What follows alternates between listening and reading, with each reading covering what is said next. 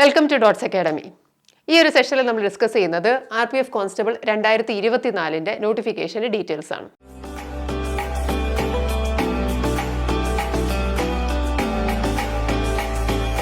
അപ്പോൾ അതിൽ നമ്മൾ ഇമ്പോർട്ടൻ്റ് ആയിട്ട് അറിയേണ്ട ഒരു കാര്യം എന്ന് പറയുന്നത് ഡേറ്റ്സ് ആണ്. അതായത് ഏതാണ് ഓപ്പണിംഗ് ഡേറ്റും അതേപോലെ തന്നെ ക്ലോസിംഗ് ഡേറ്റ് ഓഫ് ആപ്ലിക്കേഷൻ ഏതാണെന്നുള്ളതാണ് നമ്മൾ അറിയേണ്ടത്.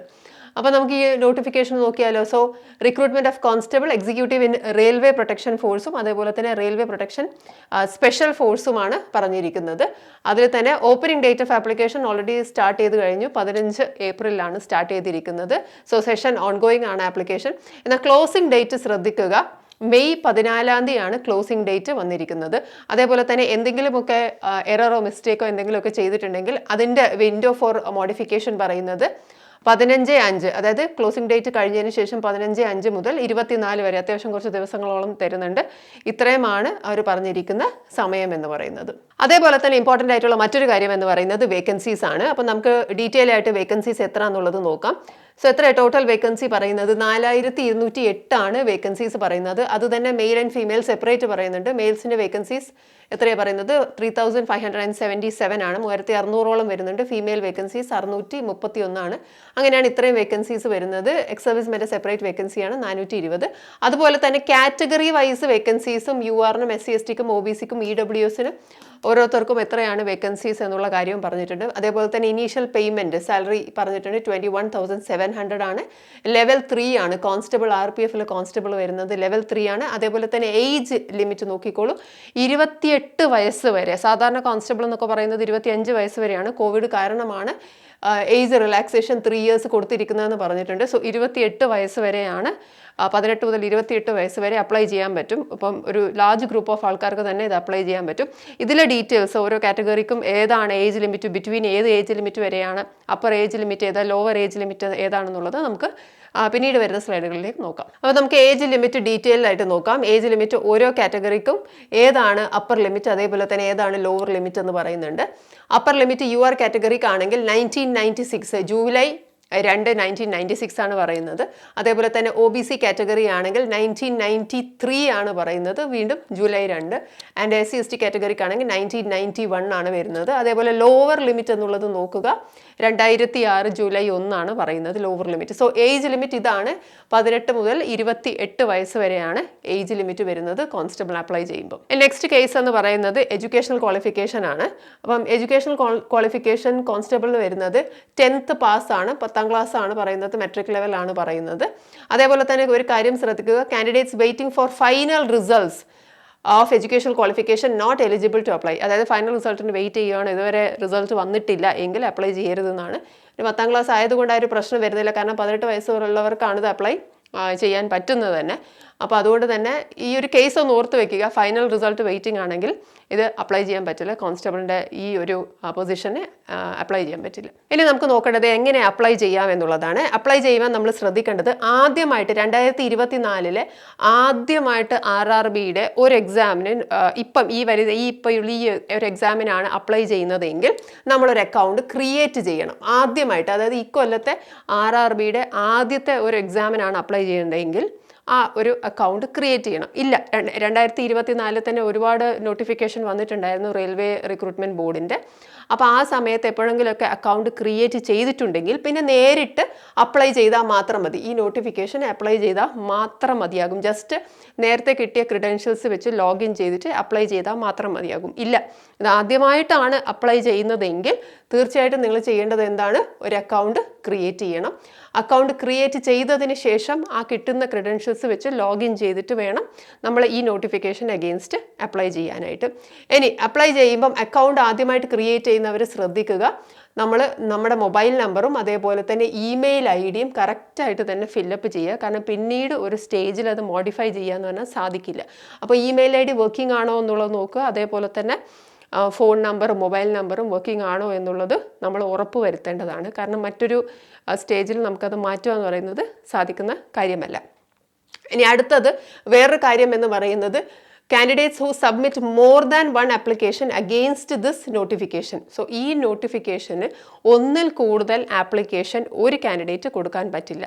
ഒരു കാൻഡിഡേറ്റിന് ഒരു നോട്ടിഫിക്കേഷൻ എന്ന കേസാണ് വരുന്നത്. ഒന്നിൽ കൂടുതൽ നോട്ടിഫിക്കേഷൻ അയക്കുവാണ്, പല റിക്രൂട്ട്മെൻറ്റ് ബോർഡിലേക്ക് അയക്കുവാണെങ്കിൽ അതിൻ്റെ പ്രശ്നം എന്ന് പറയുന്നത് നിങ്ങളുടെ ഒരു കാൻഡിഡേറ്റ് റിജക്റ്റ് ചെയ്യുമെന്ന് മാത്രമല്ല, ഫ്യൂച്ചറിൽ വരുന്ന RRBയുടെ എല്ലാ എക്സാമിനും, റെയിൽവേ റിക്രൂട്ട്മെൻറ്റ് സെല്ലിൻ്റെ എക്സാമിനെല്ലാം തന്നെ ഡീബാർ ചെയ്യും എന്നുള്ളതാണ്.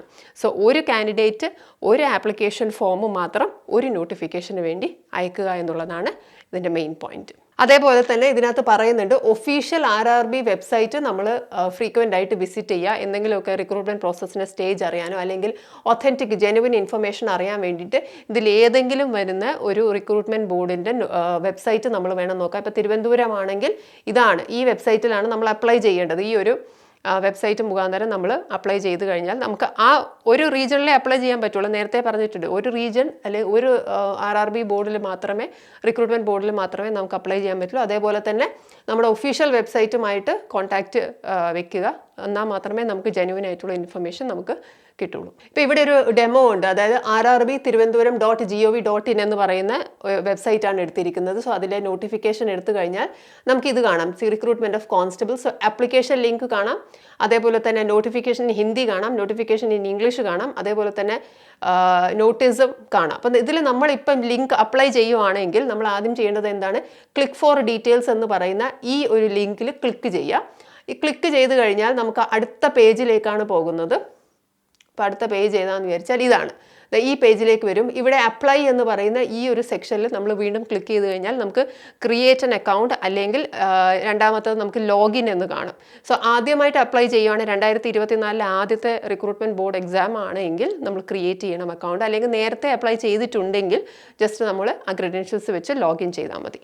ഇനി അടുത്തത് ആപ്ലിക്കേഷൻ ഫീ ആണ്. ആപ്ലിക്കേഷൻ ഫീ എത്രയാണ് വരുന്നത് എന്നുള്ളത് നമുക്ക് നോക്കാം. ഓൾ കാൻഡിഡേറ്റ്സ് ആണെങ്കിൽ 500 രൂപയാണ്. ഓൾ കാൻഡിഡേറ്റ്സ്, പക്ഷേ കാറ്റഗറി എക്സെപ്ഷൻ ഉണ്ട് കേട്ടോ. ഓൾ കാൻഡിഡേറ്റ്സിന് 500 രൂപയാണ്. അതിൽ തന്നെ 400 രൂപ റീഫണ്ട് ചെയ്യും. എക്സാം എഴുതിയിട്ടുണ്ടെങ്കിൽ, ഈ പറയുന്ന CBT എക്സാം എഴുതുവാണെങ്കിൽ നമുക്ക് 400 രൂപ റീഫണ്ട് ചെയ്യും. എന്നാലും 100 രൂപ അവരുടെ കയ്യിൽ തന്നെ ഇല്ലേ. എന്നാൽ candidates belonging to SC, ST, ex-servicemen, female minorities and economically backward classes EBC category ആണെങ്കിൽ അവർക്ക് വരുന്ന ഫീസ് എന്ന് പറയുന്നത് 250 ആണ്. ആൻഡ് 250 മുഴുവനുമായിട്ട് റീഫണ്ട് ചെയ്യും CBT എക്സാമിന് അപ്പിയർ ചെയ്യുവാണെങ്കിൽ. ജസ്റ്റ് അപ്പിയർ ചെയ്താൽ മതി കേട്ടോ.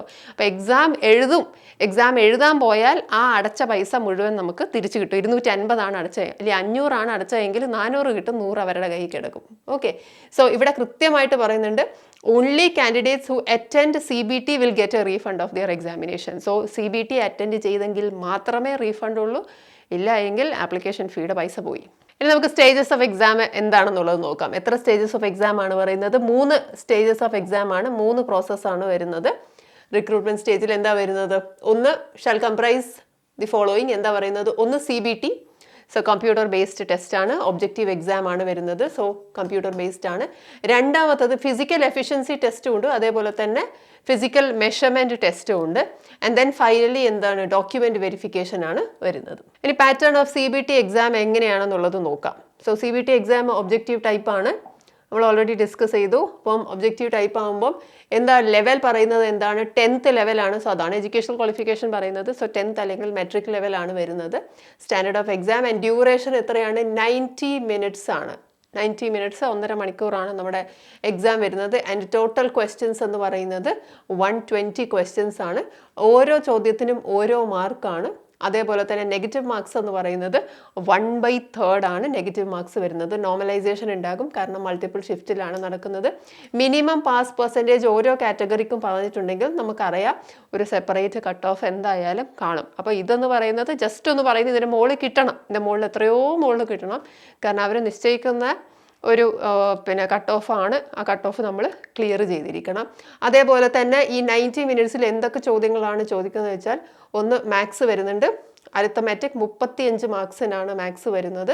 അതേപോലെ തന്നെ general intelligence and reasoning again 35 marks. And general awareness ആണ് ഏറ്റവും കൂടുതൽ വരുന്നത്, 50 മാർക്സ്. സോ മാത്സും റീസണിങ്ങും കൂടിയിട്ട് 70 മാർക്സിന് വരും. ആൻഡ് ദെൻ ദ റെസ്റ്റ് ബാക്കി ജനറൽ അവയർനെസ് എന്ന് പറയുന്നത് 50 മാർക്സ് ആണ്. സോ ഇവിടെ മിസ്സിംഗ് ആയിട്ടുള്ളൊരു സാധനമുണ്ട്. എന്താ അത്? ഇംഗ്ലീഷ്. ഇപ്പോൾ റെയിൽവേ റിക്രൂട്ട്മെൻറ്റ് ബോർഡിൻ്റെ എക്സാംസിനൊന്നും തന്നെ നമുക്ക് ഇംഗ്ലീഷ് എന്നുള്ള ചോദ്യങ്ങൾ വരാറില്ല. സോ ഇവിടെ ഇംഗ്ലീഷ് ഇല്ല. ഇനി നമുക്ക് നോക്കാനുള്ളത് ഫിസിക്കൽ എഫിഷ്യൻസി ടെസ്റ്റും ഫിസിക്കൽ മെഷർമെൻറ്റ് ടെസ്റ്റുമാണ്. അപ്പോൾ എന്തൊക്കെയാണ് അതിൻ്റെ റിക്വയർമെൻറ്റ്സ് എന്നുള്ളത് നോക്കാം. സോ ഫിസിക്കൽ എഫിഷ്യൻസി ടെസ്റ്റിൽ മെയിലും ഫീമെയിലും സെപ്പറേറ്റ് പറയുന്നുണ്ട്. ഐറ്റംസ് എല്ലാം സെയിം ആണ്. എന്താണ്? 1600 മീറ്റർ ഓട്ടം, പിന്നെ 800 metres run, then long jump വരുന്നുണ്ട്, അതേപോലെ തന്നെ ഹൈ ജമ്പ് വരുന്നുണ്ട്. മെയിൽ ആണെങ്കിൽ 5 minutes 45 സെക്കൻഡ് ആണ്. ഫീമെയിലിൻ്റെ ടൈം പറഞ്ഞിട്ടില്ല. 800 മീറ്റേഴ്സിന് മെയിൽസിന് ടൈം പറഞ്ഞിട്ടില്ല, ഫീമെയിലിന് ടൈം പറഞ്ഞിട്ടുണ്ട്. അതേപോലെ തന്നെ എത്ര ഫീറ്റ് ആണെന്നുള്ളത് പറഞ്ഞിട്ടുണ്ട്. 14ഉം 9ഉം ആണ് ലോങ് ജമ്പിൽ വരുന്നത്, four male and female respectively. Okay, അതേപോലെ ഹൈ ജമ്പിനും അതുപോലെ പറഞ്ഞിട്ടുണ്ട്. ഇനി ഫിസിക്കൽ മെഷർമെൻറ്റ്സ് നോക്കുക. മെയിലിനാണെങ്കിൽ ഹൈറ്റ് UR കാറ്റഗറി ആണെങ്കിലും, അതേപോലെ EWS ആണെങ്കിലും, OBC ആണെങ്കിലും 165 സെൻറ്റിമീറ്റർ ആണ് ഹൈറ്റ് പറഞ്ഞിരിക്കുന്നത്. ഫീമെയിലിന് 157 ആണ് ഹൈറ്റ് പറഞ്ഞിരിക്കുന്നത്. അതേപോലെ ചെസ്റ്റ് മെഷർമെൻറ്റ്സും പറഞ്ഞിട്ടുണ്ട്. അൺഎക്സ്പാൻഡഡ് ആണെങ്കിൽ 18, അതേപോലെ എക്സ്പാൻഡഡ് ആണെങ്കിൽ 85ഉമാണ് പറഞ്ഞിരിക്കുന്നത്. So this is chest measurement only for males. മെയിൽസിന് മാത്രമേ ചെസ്റ്റ് മെഷർമെൻറ്റ് വരുന്നുള്ളൂ. അതേപോലെ മറ്റ് കാറ്റഗറീസിൻ്റെയും ഹൈറ്റ് മെയിലിനും ഫീമെയിലിനും സെപ്പറേറ്റ് പറഞ്ഞിട്ടുണ്ട്.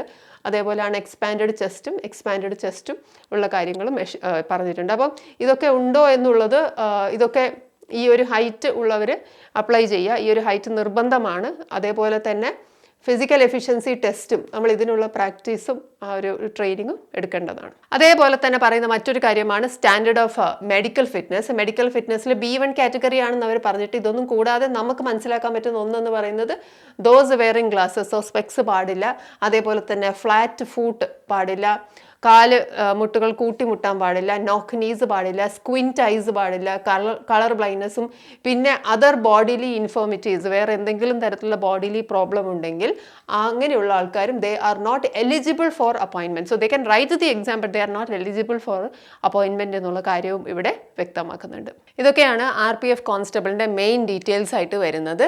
ശ്രദ്ധിക്കുക, ലാസ്റ്റ് ഡേറ്റ് ഓഫ് ആപ്ലിക്കേഷൻ വീണ്ടും ആദ്യം അപ്ലൈ ചെയ്താലേ നമുക്ക് എക്സാമിൻ്റെ ഒരു കേസ് വരുന്നുള്ളൂ. സോ ഫസ്റ്റ് അപ്ലൈ ചെയ്യുക. ലാസ്റ്റ് ഡേറ്റ് മെയ് 14 ആണെങ്കിൽ ലാസ്റ്റ് ഡേറ്റ് വരെ നിൽക്കരുത്. അതവർ പ്രത്യേകം എഴുതിയിട്ടുണ്ട്. എന്തായാലും ലാസ്റ്റ് ഡേറ്റ് ആകുമ്പോഴേക്കും ഭയങ്കര റഷ് ആയിരിക്കും. സോ നേരത്തെ തന്നെ അപ്ലൈ ചെയ്ത് വെക്കുക. പുതിയ നോട്ടിഫിക്കേഷനും അതിൻ്റെ ഡീറ്റെയിൽസും അറിയാനായിട്ട് ചാനൽ സബ്സ്ക്രൈബ് ചെയ്യുക.